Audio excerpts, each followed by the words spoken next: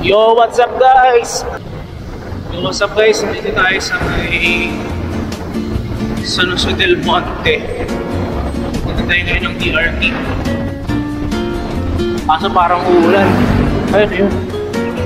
May mga alipato. Grabe.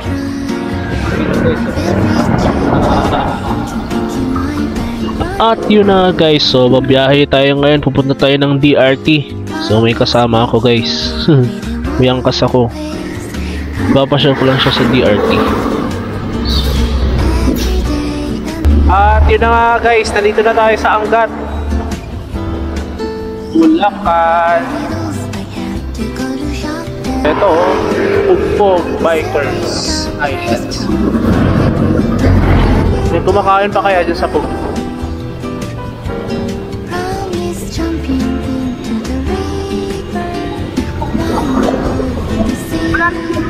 Oo.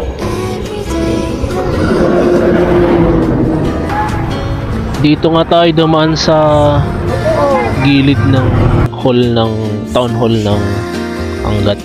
At yun na nga, so kakanan na tayo dito guys, so punta ng DRT. Etong kalsada na to ay dire-diretso na lang to hanggang makarating tayo ng DRT.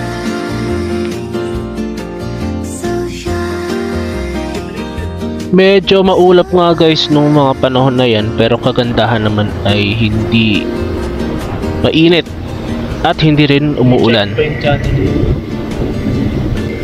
Okay, so nandito na tayo sa arko ng DRT.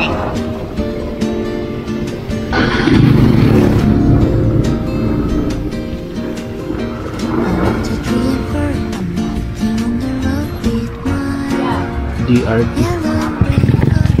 So, picture di ba?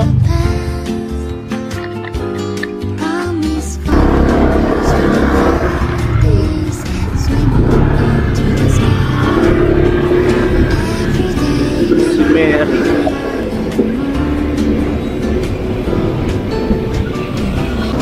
At yun na nga, hindi na tayo nagtagal dun sa arko ng DRT at tingin ko kasi parang uulan eh, so minamadali ko guys yung biyahe. At papunta nga dyan eh, paiba-iba yung panahon. Minsan umaaraw, minsan umuulan. Ay, minsan umuulan, minsan makulimlim. Pero kagandahan dyan ay mas malamang yung makulimlim. Yan, nandito na tayo sa tapat ng town hall ng DRT.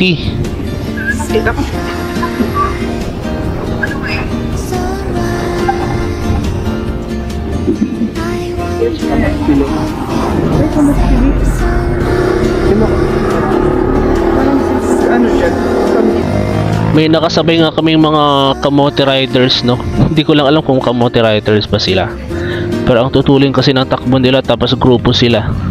So nasa isip ko dyan eh, yung mga nanggaling dun sa Marilake ay nagpunta na dito na talaga sila sa DRT nagpupunta. Magtutuloy na mga yan eh, mga big bike din yung iba guys, pero tingin ko naman napadaan lang.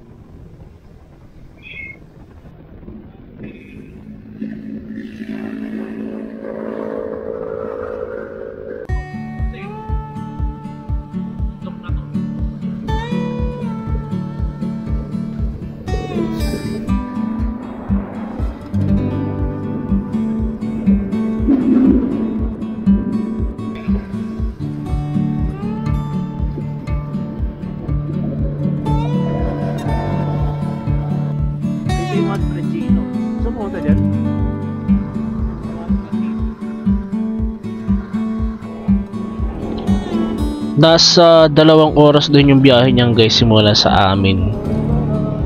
Medyo malapit-lapit lang, pero kasi yung takbuhan namin dyan eh mabagal lang. Pero kung magmamadali naman kayo, kayang-kaya ng 1 oras lang simula sa San Jose del Monte. So kung manggagaling kayo ng Quezon City, siguro add lang kayo ng 30 minutes. Siguro lang siya kalapit guys.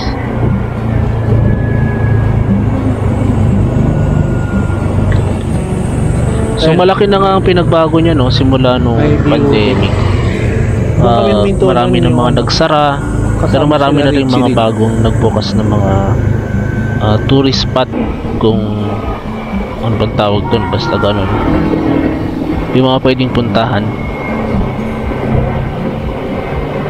At ngayon nga ay pupunta kami ng Digos Hills.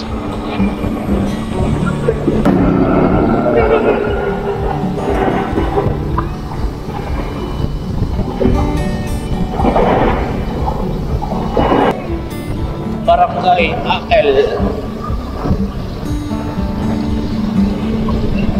Akle ba? Paggawa ng semento yan. Di ba meron din yan sa Norsagaray? So guys, nandito na tayo sa Barangay Akle. Bale, kakanan tayo dito going to Kalawakan. Yung pupunta natin sa Barangay Kalawakan.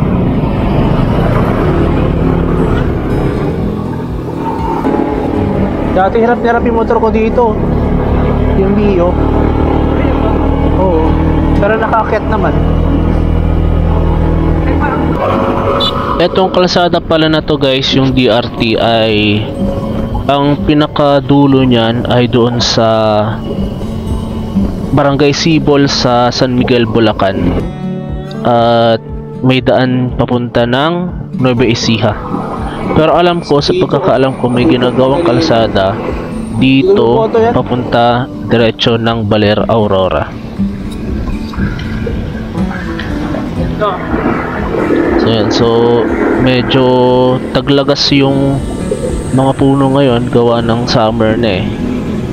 Pero kapag malago yung mga dahon niyan guys, sobrang lilim dyan sa part na yan.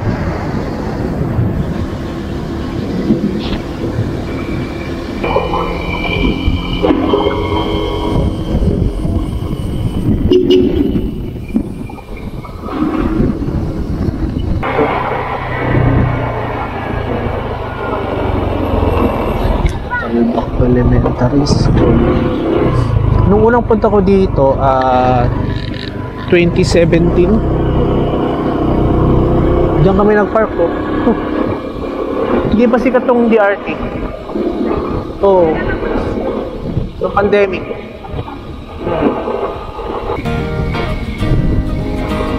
Yan na. Kapilya nilang play.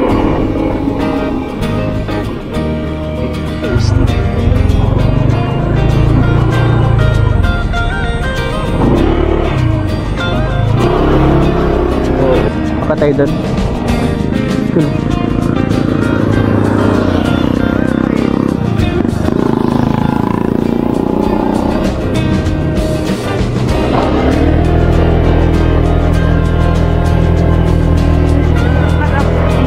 Bakit? Ba't naman? Nakakit na kami dyan, oh. Oh, dyan. Nung pandemic yun, eh. Po. Okay po. Magkano pa? 50. Attendance. At yun na nga guys, nandito na tayo sa Digos Hills. So may bayad na 50 pesos at magko-fill up kayo ng yung mga pangalan. Ang laki na ng pinagbago dito. Dati ang sigla-sigla ng lugar na to ng pandemic eh. Madaming tao, marami nagpupunta. 2021 to 2022 sobrang dami ng tao dito sa DRT. Minsan yung iba nanggagaling pa ng Ilocos. Alam mo yun, dumadayo talaga sila kasi sikat na sikat siya sa Facebook eh, yung mga time na yun. Pero ngayon kakaunti na lang nakupunta, pero kahit kakaunti na lang may mga tinatayo pa na sila mga bagong structure dito. Meron na nga din swimming pool dito sa loob ng Digos Hills. At yan, yung may mga bahay-bahay na yun. Pero yung mga dating mga kubo-kubo dyan guys, medyo wasak na siya, sira na. Marupok na din. Ayan, so nagpark ako dyan sa taas. Okay lang naman magpark kasi wala namang masyadong tao. Tapos may mga bahay-bahay dito dati. Ang galing.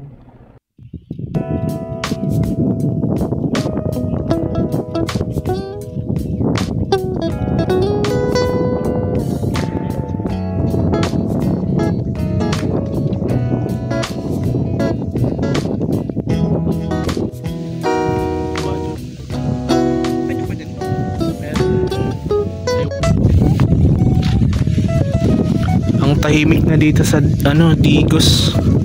Hindi kagaya nung pandemic. Sobrang daming tao dito.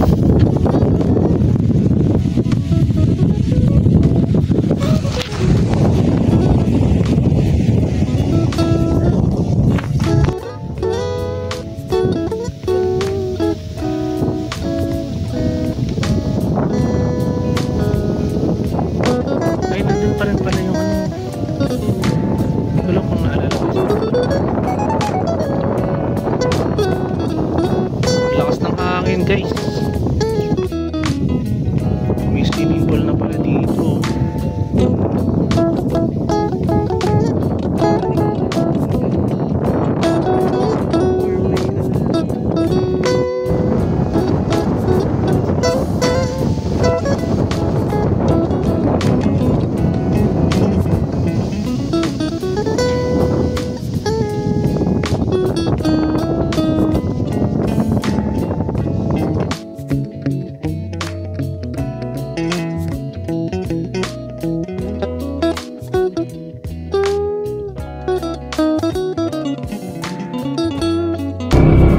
May ano kasi dito, may trail.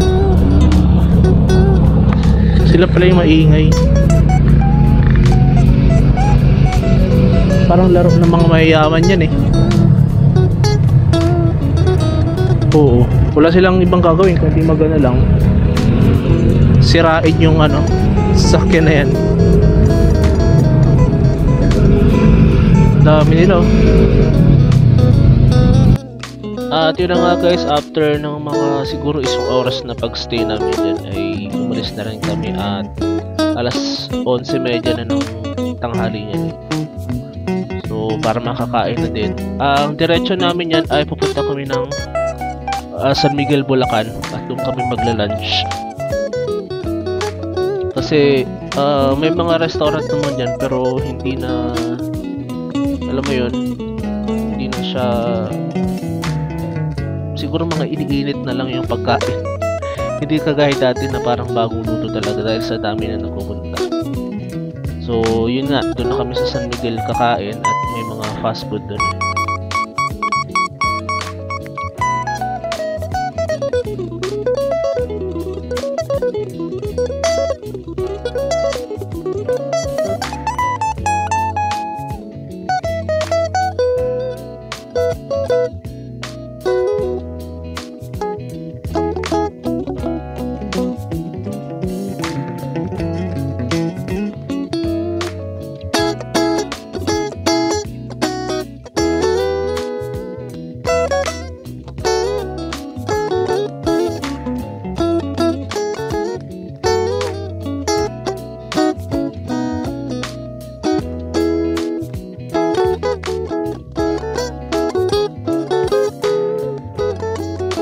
Okay, dito sa part na to ay dito ko napapanood yung sa Facebook na may dumating na pulis kasi sinasaway yung mga kamote. So dito sila tumatambay guys dito sa tapat ng bundok na yan at may kasi bangkingan dyan banda. Yan, dyan sila nakatambay dyan sa may mga puno ng mangga. So yan yung tingin ko na susunod na Marilake. Marilake ng Bulacan.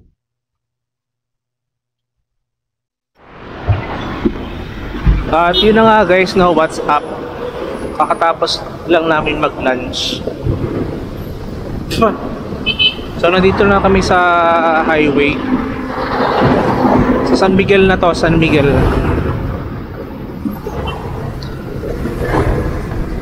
Hindi ko nakapag-video kanina. San Miguel na to, tapos diretso tayo ng San Ildefonso.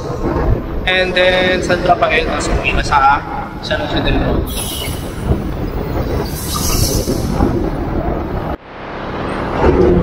At yun na nga guys, nandito na tayo sa may arko ng San Miguel. Pasok na tayo na San Ildefonso, Bulacan.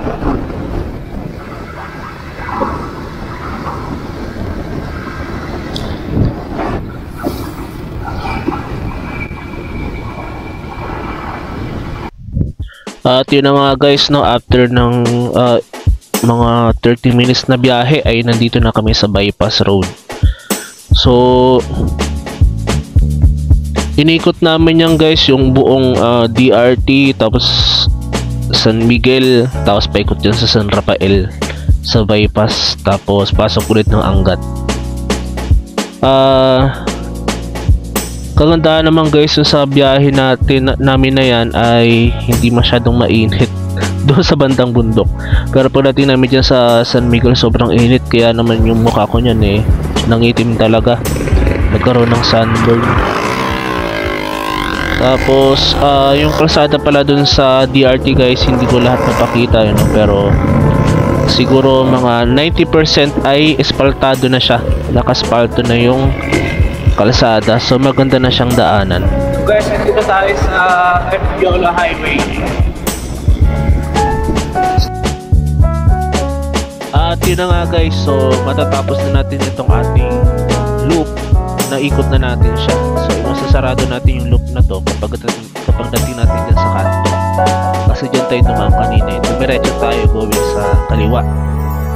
So pauwi na tayo, papunta na tayo sa kanan guys, papunta na ng San Jose Angat, papunta ng San Jose del Monte, Bulacan. So dito ko natatapusin tong vlog ko na to guys. Maraming salamat sa pagsuporta sa channel ko. At pasensya na at matagal akong nawala sa pag-vlog guys, kasi nagkasakit ako tinatamad ako mag-vlog. Yun, pero tutuloy-tuloy na natin ulit yung pag-video natin. So kahit pa paano makagawa tayo ng mga video. Yun lang guys, maraming salamat sa inyo. Hanggang sa muling pag-ride natin. Paalam.